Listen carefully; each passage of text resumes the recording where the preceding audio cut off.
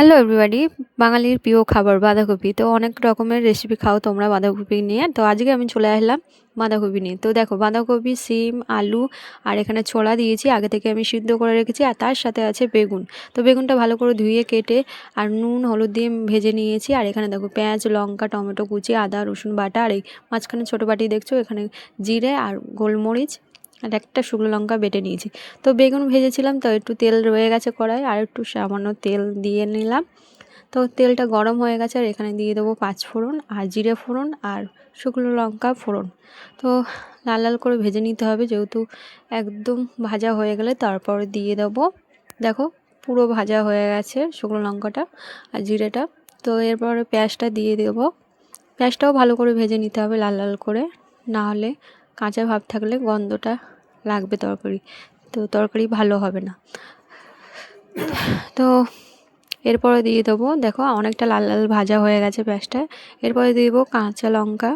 তো কাঁচা লঙ্কা আমি তোমাদের দেখিয়েছি, চিড়ে রেখেছিলাম। তো কাঁচা লঙ্কাটা দেওয়ার পরে একটু নেড়ে চেড়ে তারপরে দিতে হবে রসুন বাটা। তো দেখো অনেকটা ভাজা হয়ে গেছে, দিয়ে দিলাম রসুন বাটা। তারপর দিয়ে দেবো আদা বাটা।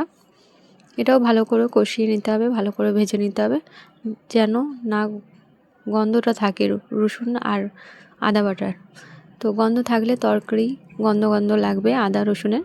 তো রসুন আদার গন্ধটা ভাজা পুরো হয়ে গেছে কমপ্লিট। তারপরে দিয়ে দিলাম শুকনো লঙ্কা গুঁড়ো, একটু সামান্য হলুদ আর সামান্য একটু লবণ দিলাম। তো যেহেতু তো একটু ঝালও দিয়েছি, তোমরা চাইলে অল্পও ঝাল দিতে পারো। আর যে বাটাটা আমি রেখেছিলাম তোমাদেরকে বললাম আগে, সেই বাটাটাও আবার দিয়ে দিলাম সামান্য, আবার দিয়ে একটু কষিয়ে নিতে হবে, যেহেতু বেশি কষালে মশলা পুড়ে গেলে তিতকুড়ি লাগবে। তো একটু সামান্য জল দিয়ে আর একটু কষে নেবো। আর গ্যাসের এটা কমিয়ে রাখবে, কমিয়ে কষাবে, তাহলে মশলাটা খুবই সুন্দর কষবে। আর বেশি জোরে দিলে মশলাটা পুড়ে যাবে। তো দেখো আমার কষানো হয়ে গেছে, আর দেখো তেল ছেড়ে দিয়েছে। তারপর আমি টমেটো কুচি দিয়ে দিলাম। দেওয়ার পরে ভালো করে কষিয়ে নিতে হবে। তারপর আমি যেটা বাঁধাকপি সিদ্ধ করে রেখেছি যে সবজিটা, সেটা এরপর আমি দিয়ে দেবো একসাথে। দেওয়ার পরে ভালো করে নেড়ে চেড়ে রেখে দিতে হবে। আর যেহেতু ঢাকা দেবে না, ঢাকা দিলে আবার জল বাড়াবে, যেহেতু আমি আগে থেকে সিদ্ধ করে রেখেছি। যদি ঢাকা দাও তাহলে আবার জল বাড়ালে তাহলে আর আগের মতন আর ভাজাটা হবে না। তো ঢাকা না দিয়ে নাড়াচাড়া করবে, দেখবে হালকা জল বার হয়েছে, দেখতে পাচ্ছ চারিপাশটা তোমাদের দেখাচ্ছি। দেখো চারিপাশটা জল বার হচ্ছে, তো সামান্য জল বাড়াবে।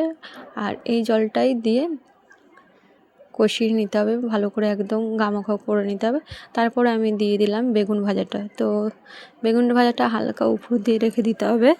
তো দেখছো আমি যেরকম করে করছি তোমরা এভাবেই করবে, তো খুবই খুবই ভালো লাগবে আর খুবই টেস্টিও হবে। দেখো একটু হালকা করে নাড়াচাড়া দেবে, যেগুলো বেগুনটা না ভেঙে যায়।